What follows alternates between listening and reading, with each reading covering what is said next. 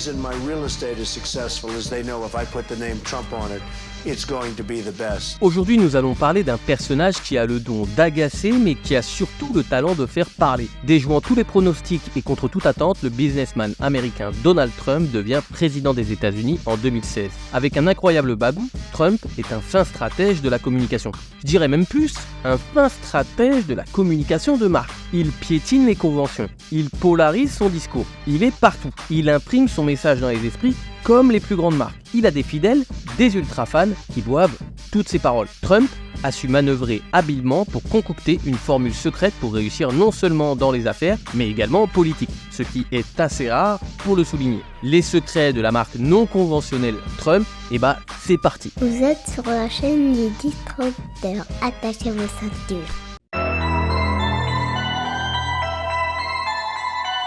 Et vous l'appréciez le Donald ou pas? Bien qu'il ait été élu président des États-Unis d'Amérique et donc plébiscité par la majeure partie de ses habitants, nous ne pouvons pas dire que Trump possède une énorme cote d'amour dans l'Hexagone. Pourquoi les Français n'aiment pas Trump? Question importante à se poser avant de comprendre les rouages de son succès et des éléments qui constituent la marque Trump. Parce que oui, un homme politique est une marque. Il cherche à nous vendre ses idées pour accéder au pouvoir. Je l'ai déjà évoqué plus en détail dans les études de cas consacrées à Éric Zemmour, Jean-Luc Mélenchon et plus récemment Emmanuel Macron. En novembre 2020, selon un sondage Odexa, 8 Français sur 10 souhaitaient la victoire de Joe Biden. 85% des Français affirment même avoir une mauvaise opinion de Donald Trump. Pour comprendre ce sentiment, il nous faut plonger dans le passé de l'ancien et peut-être futur président des États-Unis. Donald Trump est un entrepreneur. Il a créé un véritable empire de casinos à Atlantic City. Empire qui connut de nombreux déboires financiers puisqu'il fut très endetté au début des années 90. Il risque, échoue et se relève pour revenir. S'il est aussi riche en passant par plusieurs faillites, c'est qu'il est bien moins bête que l'image déformée que nous en avons en Europe.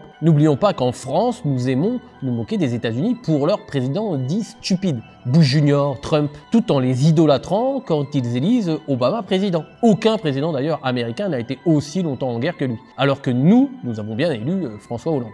You can do what we want to do. Donald Trump a imprimé son image depuis des années à la télévision, notamment avec le programme de télé-réalité pour devenir son assistant, The Apprentice, utilisant un gimmick qui sera réutilisé durant sa bataille électorale. Hillary, you're fired. Il a aussi fait de nombreuses apparitions surprises dans plusieurs films dans les années 90. Ainsi, il a fabriqué dans l'imaginaire collectif l'image du self-made man new-yorkais, même si c'est un peu plus subtil qu'il n'y paraît concernant ce point. Il entre dans les esprits pour gagner cette fameuse bataille de l'esprit dont je vous parle si souvent. Durant son mandat de président, il refuse de porter un masque pour se protéger de la pandémie. Il veut que son image soit celle d'un homme fort, viril, que rien ne peut atteindre.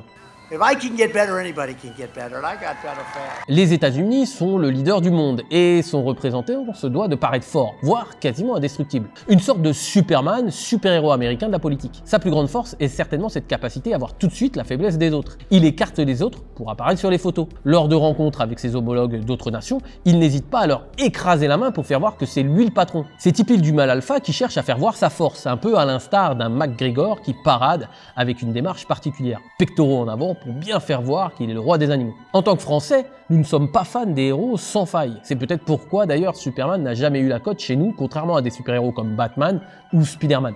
Trump est la parfaite représentation de l'outrance, de la démesure. Adjectifs qui conviennent parfaitement à l'image des États-Unis qui est véhiculée dans l'Hexagone.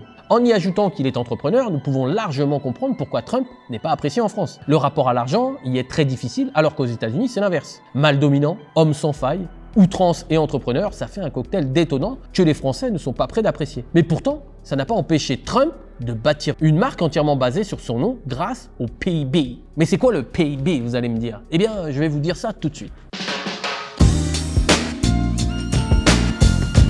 Bon, je me dois d'être précis. Le terme de personal branding est employé à tout va dans le marketing de clone. Il est vendu comme une solution pour faciliter la compréhension du terme branding, facile pour son application. En gros, le marketing de clone simplifiera en vous faisant croire qu'en étant juste vous-même, vous aurez un personal branding, donc une marque. C'est un peu comme le sucre et le sel. Quand vous les regardez physiquement, ça se ressemble, mais ça n'a pas du tout le même goût. Essayez de sucrer votre plat de pâtes ou de saler votre yaourt, vous allez vite tout recracher. Le personal branding et le branding, c'est pareil. C'est un peu plus complexe que ça. Revenons-en sur la définition de ce qu'est le personal branding. Le personal branding serait la construction d'une identité unique autour d'un individu avec un message cohérent. Ce que vous projetez, qui vous êtes, votre personnalité, comment vous êtes dans la vie de tous les jours. Bon, je sais que je vais pas me faire des amis tant il y a de pseudo-coachs en personal branding qui pullulent sur le net, mais après tout, je suis le disrupteur. Et aller à contre-courant, ça me va. Dans le marketing de clown, le personal branding, c'est comme une vache à qui on aurait apposé un logo avec un fer. Une vache avec son histoire et ses valeurs. Certes, vous êtes identifiable, mais vous restez au milieu d'un troupeau de vaches qui portent le même logo que vous. Par contre, si vous êtes une vache violette, là, vous êtes une vache différente. Vous voyez un peu où je veux en venir, même si je préfère parler de renard quand j'évoque les animaux. Le personal branding correspond tout à fait à notre époque, vendre de la facilité. Après tout, vous n'avez qu'à être vous-même pour avoir un bon personal branding. Mais bien sûr. Le moi étant autour de toutes les attentions de notre époque, confère l'étude de cas que j'ai réalisée sur le développement personnel, le personal branding y correspond parfaitement. Dans notre société, l'image que l'on véhicule est essentielle. Elle est partout, tout le temps. Sur les réseaux sociaux, nous retrouvons pléthore de personnages qui se brandent personnellement en faisant des chorégraphies, en montrant leur vie à outrance. Et pourtant, c'est bien loin de nous marquer. J'ai bien dit, ce mot est important à marquer, tant ils sont noyés parmi d'autres personal brandés. À mon humble envie, le personal branding n'est qu'une miette dans ce que représente l'image de marque. Une marque est l'ensemble des attentes, des souvenirs, des histoires et des relations qui, pris ensemble, expliquent la décision d'un consommateur de choisir un produit ou un service plutôt qu'un autre, selon Seth Godin. Voilà pourquoi il faut penser de manière globale et non uniquement autour de sa petite personne. Mais pourquoi je vous parle de ça déjà ? Ah oui, nous parlons de Trump.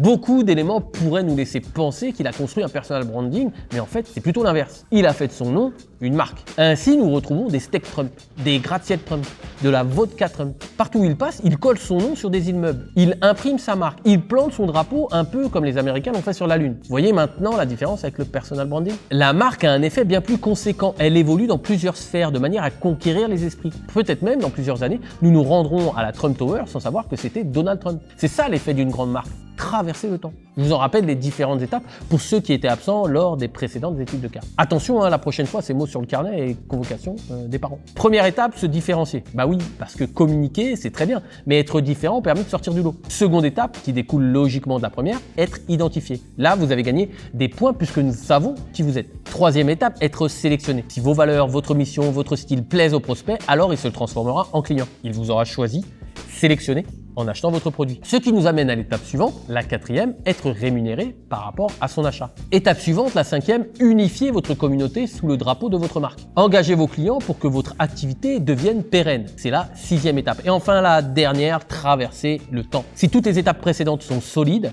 alors votre marque pourra traverser le temps. Un peu comme l'exemple que j'ai donné avec l'immeuble de Trump. Et comment a fait Trump pour se différencier, Franck ? En voilà une question qu'elle est bonne. Merci de me l'avoir posée. Trump manie parfaitement l'art du... Cyril Hanouna est une ordure est une des études de cas que j'ai réalisées sur la chaîne. Elle comptabilise plus de 100 000 vues à ce jour. Ça peut paraître peu, mais pour ma modeste chaîne, 10 000 abonnés à ce jour, c'est énorme. L'être humain est naturellement attiré par le scandale, les potins, voire même le sang. Il suffit d'aller faire un tour dans la zone commentaire de cette vidéo pour s'en rendre compte. Au passage, j'avais totalement prémédité mon coup parce que je savais que ce titre allait susciter la controverse. Autant auprès des fans de l'animateur de TPMP ou de ses détracteurs. Je précise que le titre est tiré du nom de son premier spectacle. Dans une époque où nous sommes soumis à l'infobésité, la surexposition d'informations, il est donc nécessaire d'utiliser ces leviers pour pouvoir se faire remarquer. Et Trump, c'est justement le boss de la polarisation. Il utilise la multiplication de faux événements, des fake news, pour masquer la simplicité de ses propositions afin de plaire à un électorat de base avec des arguments faciles à assimiler. Souvenez-vous du mur qu'il souhaitait faire construire entre le Mexique et les États-Unis pour éviter une forte immigration venant de ce pays. L'idée est simple. 5 ans après son investiture, seulement 725 km de murs ont été bâtis sur plus de 3000 km de frontières. D'ailleurs, Éric Zemmour a repris cette formule en proposant de construire un mur aux frontières européennes. L'excentricité de Trump lui donne une couverture médiatique jamais vue auparavant. Il multiplie les frasques qui font parler de lui. Il dira que Barack Obama, que ce dernier n'est pas né sur le territoire américain, lui ordonnant de faire voir son certificat de naissance. En réponse à cette théorie farfelue, la Maison-Blanche a communiqué le certificat de naissance du président et l'a affiché sur le site internet de cette dernière. Lors de la campagne électorale face à Joe Biden, Trump qualifia son rival de communiste, alors que depuis l'Europe, nous le voyons clairement comme un libéral. Un peu de nuance et de discernement permettent d'avoir du recul. Trump parle sur tous les sujets, tout le temps.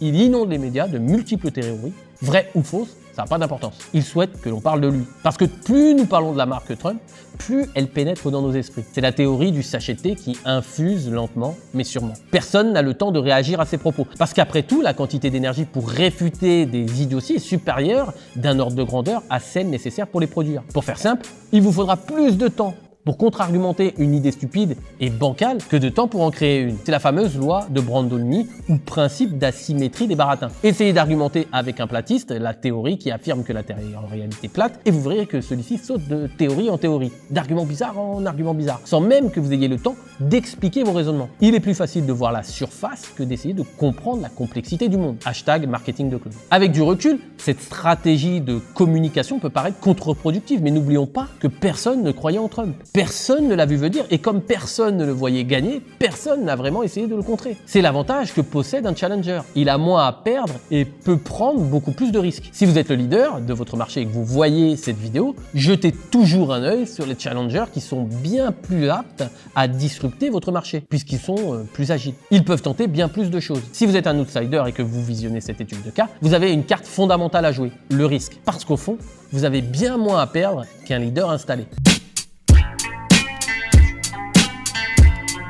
Que faut-il pour avoir une marque identifiable et différente? Déjà, il faut être au clair sur ses valeurs. Les valeurs définissent une mission. C'est la mission de votre société. Cette mission amène à un message. Celui-ci doit représenter vos valeurs et indiquer votre mission. Et en fonction de ce message, la marque choisit un canal. Par exemple, mon canal de prédilection, c'est YouTube. Parce que je pars du principe que c'est le seul réseau social où il est possible de développer du contenu long, de qualité. Effectivement, faire des analyses poussées en moins d'une minute, c'est pas possible. Au moment où vous allez définir votre stratégie de communication de marque, il est indispensable de vous pencher sur le choix de votre canal. Pas juste vous dire, ok, tout le monde est dessus, donc j'y vais. Ça, c'est pas pérenne. N'oubliez pas la 6e étape, le P du schéma disrupt. C'est pour ça que vous devez vraiment être au clair avec vos valeurs, parce que c'est elles qui vont définir de la suite. Pour ce qui est du canal de diffusion, Donald Trump a choisi Twitter, tout simplement parce que ce canal lui permet de réagir rapidement avec peu de caractères depuis quasiment partout où il aura une connexion Internet. Trump devient ainsi le premier tweet président. L'outil Twitter fut au cœur de sa campagne, et le type de message qu'il émet est de tout ordre, que ce soit pour prévenir de messages officiels du gouvernement ou pour se moquer de ses adversaires ainsi que des médias. Pendant sa première campagne électorale, il a ainsi tweeté de nombreuses fois concernant Hillary Clinton, son adversaire pendant la campagne, en l'associant au mot crooked, corrompu en français. En martelant de manière répétée ce sujet, il a ancré dans les esprits que les soupçons de corruption qui pesaient sur la candidate démocrate pouvaient s'avérer exacts. Une épée, c'est comme une idée.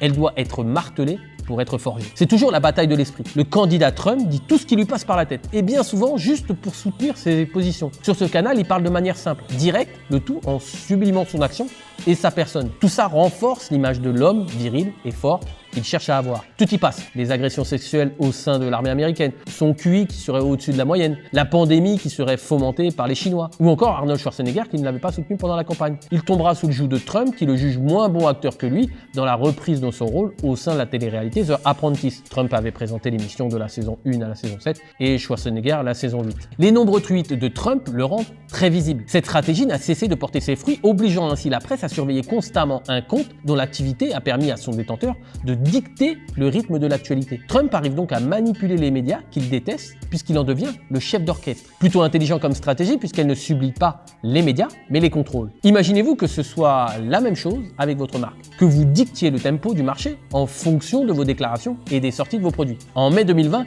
Donald Trump tweet 468 fois par semaine, soit plus de 66 fois par jour. C'est énorme. Et bien évidemment, plus vous communiquez, plus vous êtes amené à faire une potentielle erreur. D'où l'intérêt de ne pas tomber dans l'infobésité et dans l'over-communication. Et ça encore, ça fait partie du marketing de clown. Un tweet rapide de Trump annule l'achat de 2 Air Force pour 4 milliards de dollars. Résultat, l'action chute. Voilà les résultats de l'over-communication. À manipuler avec prudence pour éviter les incohérences qui seraient fatales à la marque. Trump a utilisé de nombreuses techniques de communication de marque. La polarisation du discours afin d'être clairement identifiable dans ses prises de position. Il ne s'agit pas d'être tiède ou d'être moyen, mais d'être clairement identifiable. Il a su ainsi entrer dans les esprits en remportant la bataille de l'esprit. Pendant des années et des années, il a imprimé son nom dans l'esprit des Américains. Au moment de choisir un président, naturellement, une personne que nous connaissons depuis des années aura plus facilement notre attention qu'une personne complètement inconnue. Mais Trump a aussi utilisé beaucoup de choses que je ne vous recommande vraiment pas. L'over-communication être partout tout le temps amène bien souvent à diluer complètement le message et à entraîner beaucoup d'incohérences. Imaginons que vous souhaitiez communiquer sur tous les réseaux sociaux en même temps. Non seulement ça va vous nécessiter une base de travail assez incroyable, puisque chaque réseau possède ses propres codes, mais cela risque aussi de troubler votre message. Je suis plutôt partisan d'aller sur un seul canal, de le maîtriser au maximum afin d'en tirer le plus d'avantages. C'est d'ailleurs ce que je m'évertue à faire depuis maintenant plus d'1 an et demi sur YouTube. Au dernier, je détiens pas le savoir universel et détournez-vous de toute personne qui vous le prendra. Et c'est donc à vous de choisir ce que vous voulez adapter à votre stratégie de communication de marque. Bien évidemment, les valeurs restent la base de votre marque. C'est elles qui vont déterminer de tout, d'où l'important travail que vous devez faire sur ce point précis. Pour être président des États-Unis, Donald Trump a parfaitement saisi que pour être remarquable et identifié, il ne devait en aucun cas être l'énième copie d'une énième copie sous peine de se transformer en photocopieur.